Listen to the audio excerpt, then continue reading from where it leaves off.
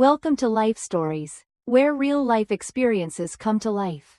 Today, we share a heartfelt journey of love, pain, and resilience. It's a story about a father who never imagined he'd find his daughter in such a heartbreaking situation. And the profound lessons he learns along the way. Through struggle, healing, and growth, this story reminds us all of the importance of love, family, and the strength to protect those we hold dear. Stay tuned, and make sure to subscribe to our channel to begin today's story. Let's dive into this emotional journey together.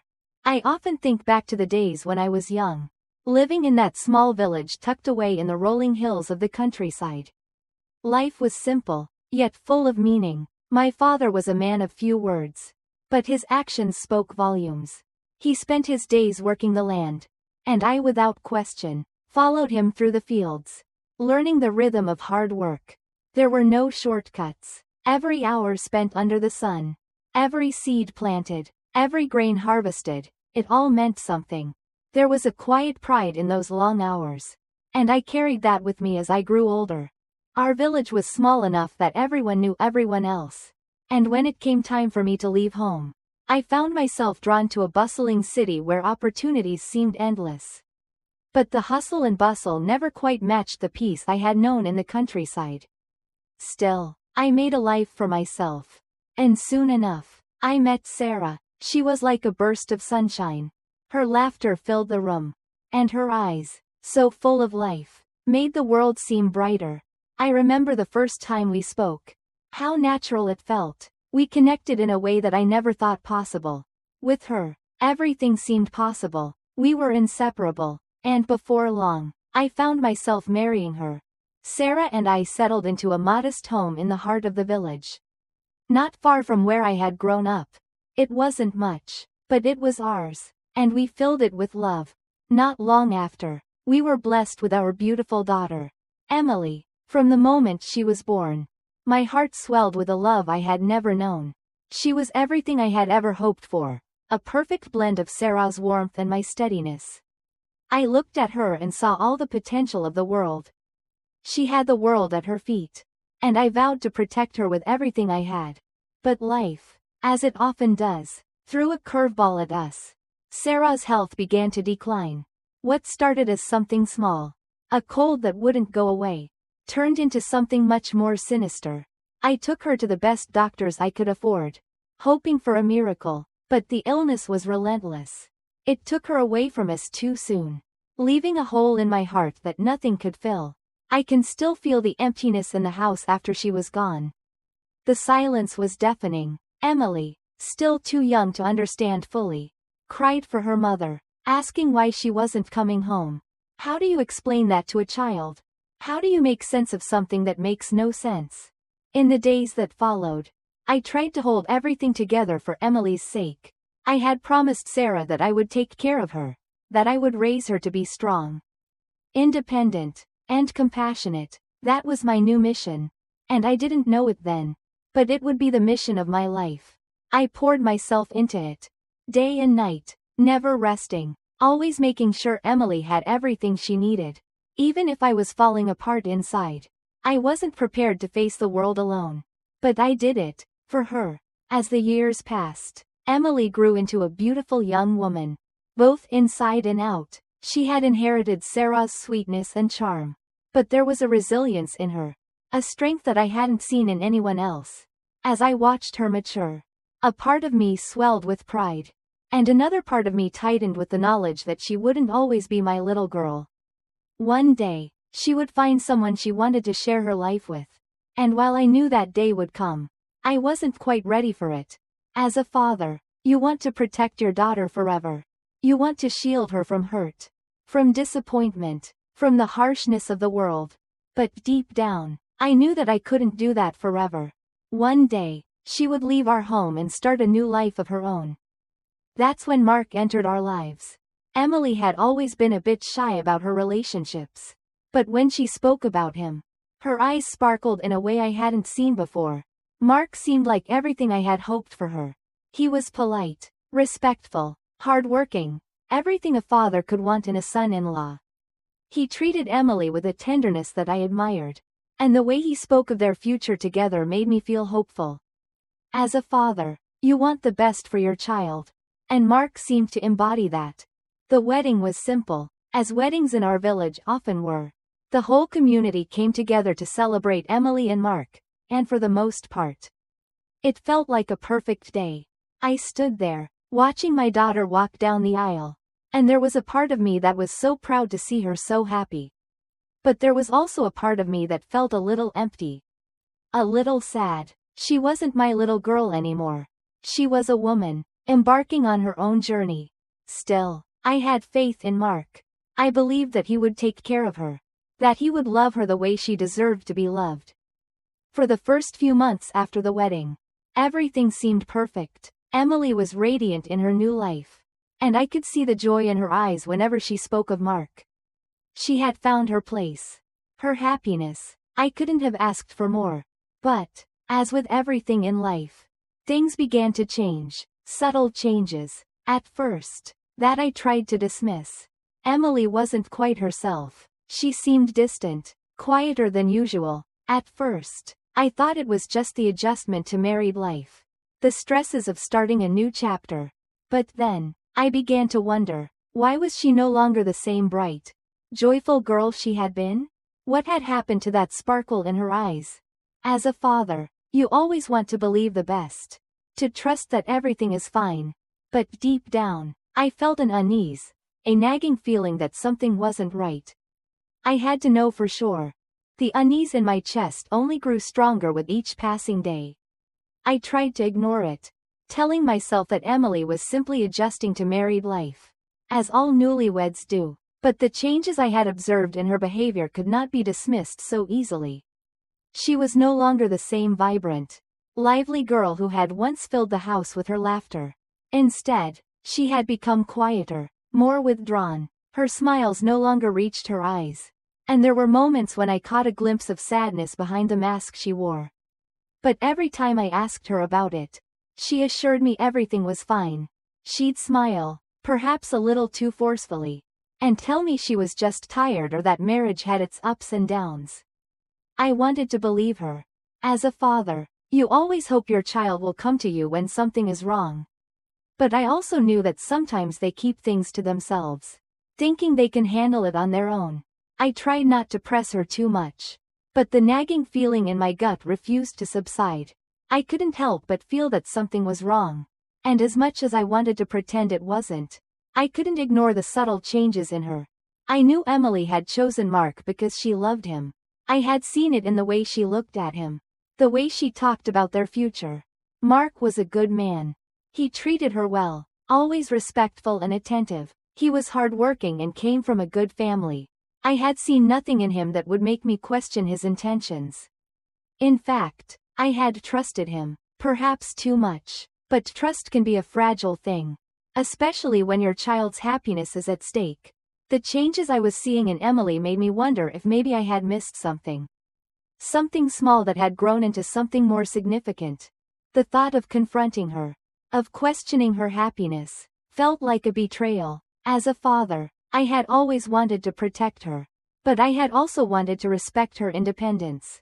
She was a grown woman now, and I had to let her live her life, make her own decisions. But when your child is hurting, when you can see it in their eyes even if they try to hide it, you can't just stand by and do nothing. One afternoon, I decided I couldn't wait any longer. I had to see for myself how she was truly doing, even if it meant breaking that unspoken trust we had. I didn't want to make her feel like I didn't trust her judgment. But the pain in her eyes was becoming unbearable to witness from the outside. So, I made a decision. I would visit her unannounced, just to check in, to make sure everything was truly okay. I drove to Emily and Mark's house, my heart pounding in my chest. As I neared their home, I couldn't shake the feeling that something was terribly wrong. The streets were quiet, the kind of silence that made everything feel too still. When I arrived at their doorstep, I hesitated for a moment. Maybe it was all in my head. I thought, maybe I was just overreacting. But I couldn't shake the worry that had taken root deep inside me. I rang the doorbell and waited.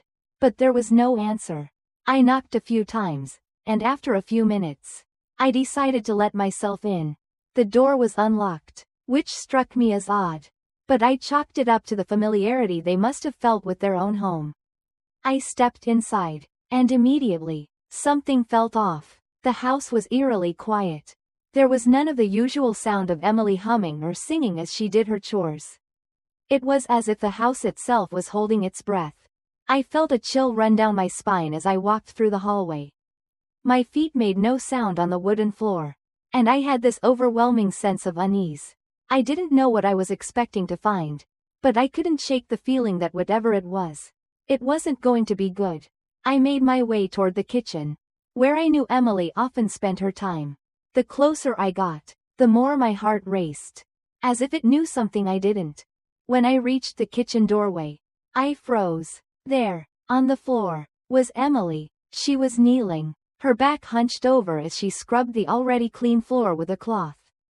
Her movements were frantic, desperate even. She was crying, her shoulders shaking with each sob. The sight of her like this, so broken, so vulnerable, hit me like a punch to the gut. It was as if the very air had been knocked out of me. I stood there, momentarily paralyzed, unsure of what to do. My daughter, the strong, confident woman I had raised, was now reduced to this. I could hardly believe my eyes. This wasn't the woman I had known. This wasn't the Emily who had once filled our home with joy and laughter. My heart broke as I watched her, and in that moment, I knew something was terribly wrong. I took a deep breath and called her name, my voice barely above a whisper. Emily? She looked up, her eyes red and swollen from crying. When she saw me standing in the doorway, her face contorted into a sad, resigned smile. It was a smile that couldn't hide the pain she was feeling. My heart shattered at the sight of her trying so hard to hold it together. I knew then that I had to do something. I couldn't just stand there and watch her suffer in silence. Without thinking, I moved toward her, dropping to my knees beside her. I wrapped my arms around her, pulling her into a tight embrace. I felt her fragile body tremble in my arms as she cried harder, her tears soaking my shirt.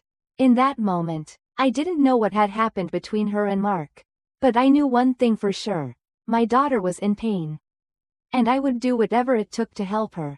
Emily, I whispered, my voice thick with emotion. You don't have to do this alone.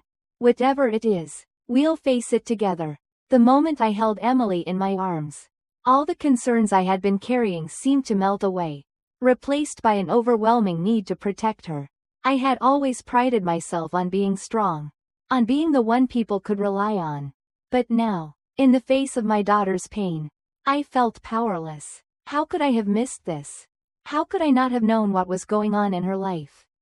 In her marriage? The questions swirled in my mind as I continued to hold her, her sobs racking her body, and I couldn't help but wonder what had led her to this point. Emily, I whispered again, gently pulling back from the embrace to look her in the eyes. What happened? Why are you like this?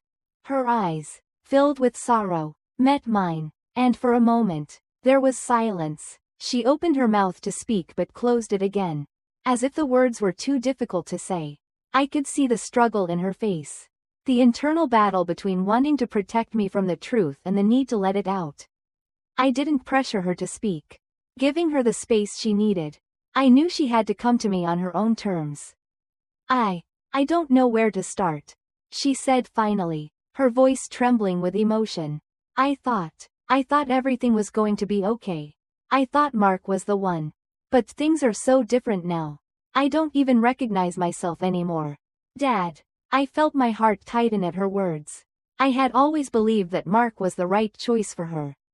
He seemed to have all the qualities I hoped for in a son-in-law: kindness, respect, and love for Emily. But now, it was clear that the reality was far from the ideal I had imagined. Tell me what's been going on, I said softly, brushing a loose strand of hair from her face. You don't have to hide anything from me. Whatever it is, we'll figure it out together. Emily nodded, taking a deep breath before continuing. At first, everything was perfect. Like you said, Mark was everything I wanted. He was caring, loving, and we made plans for our future. But soon after the wedding, I started noticing things, small things. He'd get angry over the smallest things. Like if I didn't cook dinner exactly how he liked it or if I didn't clean the house the way he thought it should be done. I thought it was just stress from the wedding, from adjusting to married life. But it kept getting worse. Her words sent a chill through me. But I didn't interrupt her. I needed to understand the full extent of what she had been dealing with.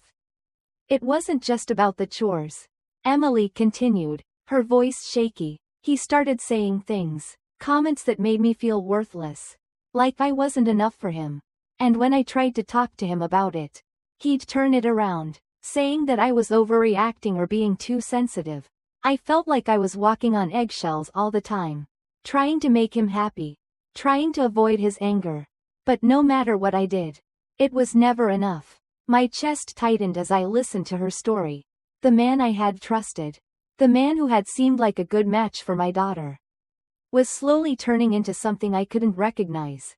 How could he treat her this way? How could he make her feel so small, so insignificant? I knew the love I had for Emily was deep. But hearing her pain, hearing her try to explain what had been happening behind closed doors, made me see just how fragile everything was. I had failed to see the warning signs because I had been so sure that everything was fine. I had trusted Mark, and now, my daughter was paying the price.